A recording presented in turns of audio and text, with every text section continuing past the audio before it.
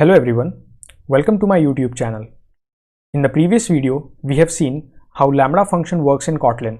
Now in this video, we'll see how inline function works in Kotlin. So let's get started.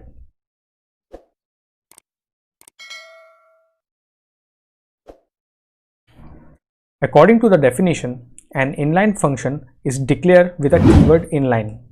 The use of inline function enhances the performance of higher order function. The inline function tells the compiler to copy parameters and functions to the call site. So basically, an inline function is just a keyword which we add before the function. So let's take a simple example here. This is my main function and I'm making one more function here which I'll call it as inline function. And in this function, I'm expecting one lambda of unit type.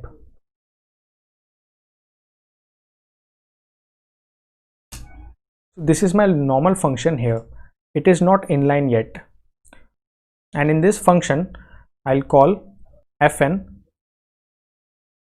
and try to print code inside inline function because we are inside the inline function.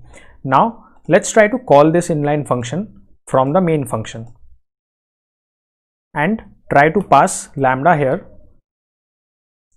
which will return unit. That is, we can simply print out something.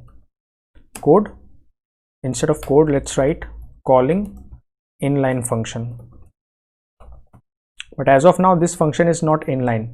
So let's try to run this code as of now. So as you can see here, calling inline function and code inside inline function have been printed here. Let's make it in the new line. Let's try to make this function as inline function by declaring this keyword as inline. Now let's try to run this code again and let's see what will happen. So as you can see here, it is printed in the new line because we have added this ln here.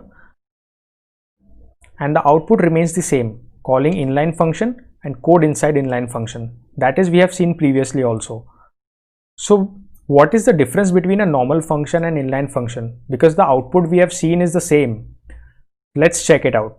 So let me tell you the difference between normal function and inline function. So if I'm talking about a normal function, and I'll try to show you the bytecode of this Kotlin code.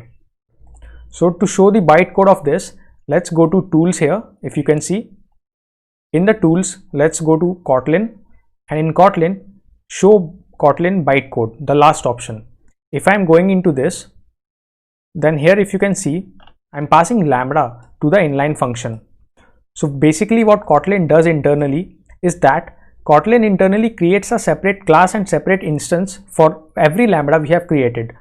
So as you can see, this is the instance that Kotlin created for this lambda. And as you can see here, we have not declared inline yet.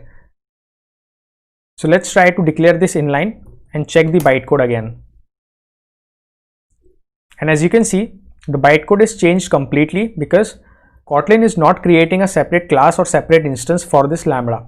It is just copying the code of inline function into the same function where it is called.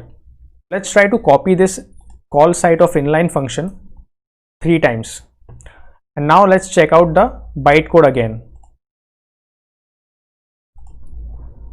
And if you can see here, it is simply copied 3 times the same thing. And after decompiling, we can easily see that Kotlin have copied this 3 times instead of creating instance 3 times. And what if I'm removing this inline? Now let's try to decompile it again. And you can see here, it is creating 3 times instance here. So it is a bad practice to use lambda frequently. Instead of that, we have to go with inline function. So this is the main difference between a normal function and an inline function. And it is also very important as far as the interview questions is concerned. Also, one more thing I need to add on this. If I'm making one local function here named as show, then it is perfectly okay. But if I'm adding an inline keyword to it, then it is not, because it says that inline function is not applicable for local functions. It is only applicable for global functions. So that is how an inline function works in Kotlin. So I hope you have found this video useful. Please subscribe to our channel. I'll see you in the next one. Till then, take care. Bye.